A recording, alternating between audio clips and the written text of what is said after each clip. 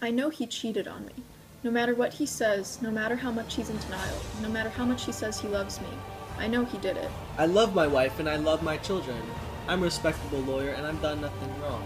I've been accused of many things in this profession, but never something this heinous. His selfishness and lying will hopefully be exposed to you all. He's trying to tear this family apart, but I know I'm going to tear him down on national television first. Dante is keeping a shameful secret from the woman he's desperate to marry.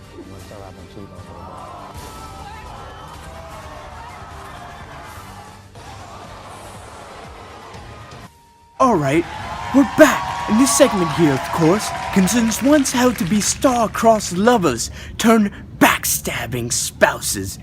Indeed, today's show should prove rather interesting in regards to how this situation here turns out in the end. So what appears to be the problem between you and your spouse, Miss Mariah? My husband is the problem. We've been happily married for 15 years and have 3 beautiful daughters, Louisa, May, and Miriam. His job as a highfalutin lawyer has endowed me with happiness and simplicity. Because of his dedication to his job, I'm able to be a stay-at-home mother and raise my beautiful children. We also have the help of au pairs and nannies and maids. We reside in an apartment in New York, but we often vacation at my childhood summer home. Louis and I are, or were, a power couple, and we often engage in altruistic affairs like saving the marshlands and advocating for other Indians like myself. Isn't that the image of a perfect couple? Surely you, Mr. Stevens, with all of your dignity, should know what it takes to be a successful relationship. I regard this room as my private place of work, and I prefer to keep distractions to a minimum. Surely. But, when did this all change? Well, over the past year, our relationship has taken a turn for the worst. I first started to get suspicious when he started taking later hours at work. He always used to enjoy family time.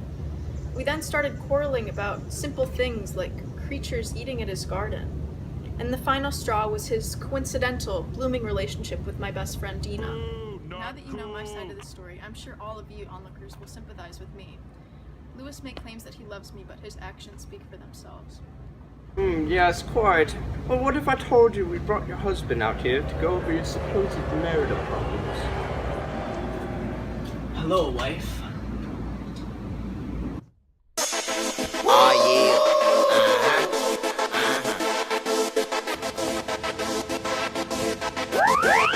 Come along, Mr. Lewis, come along. It appears that we found ourselves in a bit of a pickle here, I may say. Quite possibly, indeed, you may very well be a cheater of some sorts. Sir, perhaps we can explore your alleged sexual deviancy some further? Absolutely. I love my wife. I've thought of every permutation towards loving my wife, every angle, every perspective. I don't play around with other ladies. My body and my soul will always be devoted to my loving wife. It's not my fault that I have to work every day to provide for this family. I'd say that my friendliness and humor is the only thing holding this relationship together. Unfortunately, I do not know of such angles and permutations that you may use to love your wife. The woman I loved broke my heart a long time ago at a bus stop. I'm afraid that due to my old age, the submarine in my shorts, along with my dignity, has sunk a long time ago. You could say that all the seamen aboard the ship, they're all gone. It would perhaps then be redundant to discuss your sexual escapades with your wife.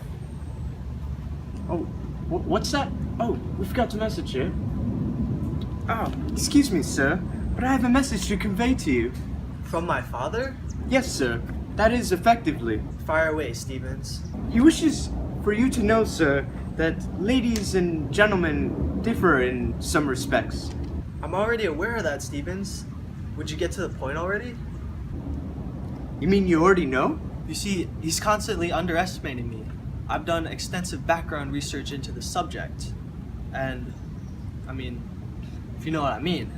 But, you see, I have this briefcase, and it's filled with, lawyer stuff like the Constitution, but also other items that enable me to tickle her fancies, if you know what I mean.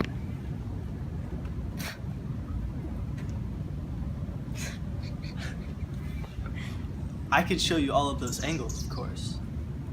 Wait, where's my briefcase? I got your briefcase right here!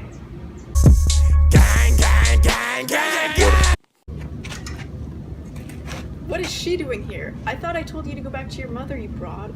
Remember, your family still loves you no matter what. Your brothers don't come before you. I'm here to help you. You know, I got the pictures, I got the right angles on your boy over there. That's a felony. I didn't ask to film or take photographs. Clearly that was breaking and entering. You just admitted to your own crime. I know full and well you've been off God knows where with Dina penetrating her angles. You know about the birds and the bees, right, Mr. Stevens? Calm down, ladies and gentlemen. Lucy, would it be possible to acquire those photographs for the purpose of exposing the truth? Why, of course, Mrs. Stevens!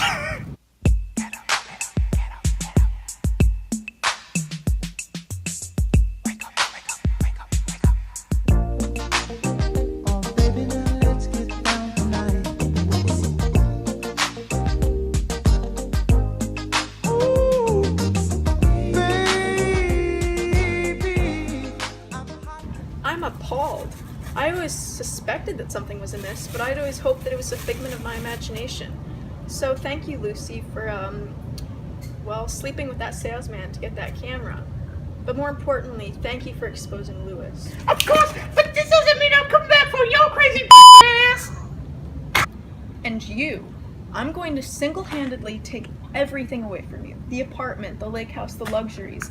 And you better hope you keep a good relationship with our children because I'm taking custody of them too. Don't do this to me. All I've ever done is care about my children. So you admit you don't care about me. Oh my god, I never said that. You're running over this relationship like you ran over that rabbit.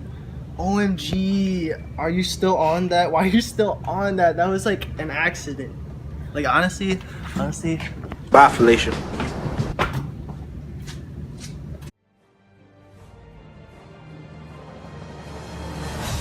Action. I love Daffodil so much.